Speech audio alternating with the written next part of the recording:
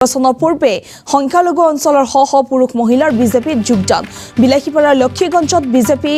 যোগদান কাৰ্যসূচীত ৱাৰ্ড সদস্যসহ শতাধিক পুৰুষ মহিলাৰ বিজেপিত যোগদান কাৰ্যসূচীত অংশগ্ৰহণ প্ৰাক্তন বিধায়ক ডক্টৰ অশোক কুমাৰ সিংহেৰ পুনৰবাৰ উল্লেখ কৰিছো সমাগত যিহেতু 2026 বিধানসভা নিৰ্বাচন ইতিমধ্যে প্ৰতিটো ৰাজনৈতিক দলে ৰণকৌশল আৰম্ভ কৰিছে প্ৰতিটো ৰাজনৈতিক দলে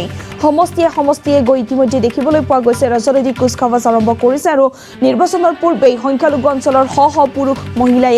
যোগদান কৰিছে বিজেপি দলত বিলাসীপাৰাৰ লক্ষীগঞ্জৰ দৃশ্যাংক দেখুৱাইছো বিলাসীপাৰাৰ লক্ষীগঞ্জতো বিজেপিত যোগদান কাৰ্যসূচীত ৱাৰ্ড সদস্যসহ শতাধিক পুৰুষ মহিলাই যোগদান কৰে বিজেপি দলত কাৰ্যসূচীত অংশগ্ৰহণ কৰে প্ৰাক্তন বিধায়ক ডক্টৰ অশোক কুমাৰ সিংহে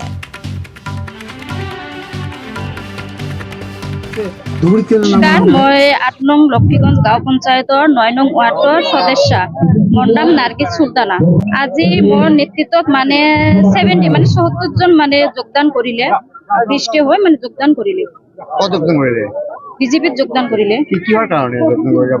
আমি বিজেপিক ভাল পাওঁ এইকাৰণে বা আমি বিজেপিৰ পৰা কাম আনিছো কৰি দিছো এইকাৰণে মানুহে ভাল পায় যোগদান কৰিলে আৰু